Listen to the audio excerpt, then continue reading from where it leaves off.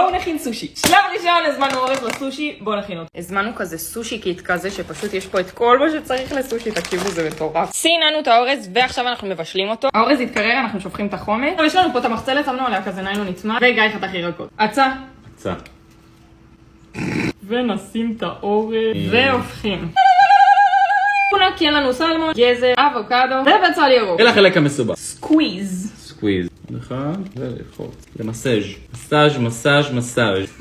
בדיוק. פן, גאון. אתה, כאילו אתה עושה לי סדנת סושי, אתה בעצמך לא יודע. חבר'ה. וואו, אבוקדו מלמעלה. זה השלב האחרון. וואו, למה לך זה יוצא יותר טוב? למה?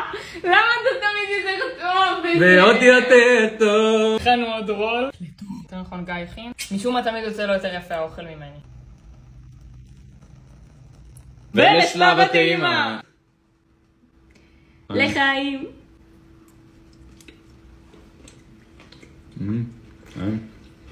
הכנו פרוטין. וואו.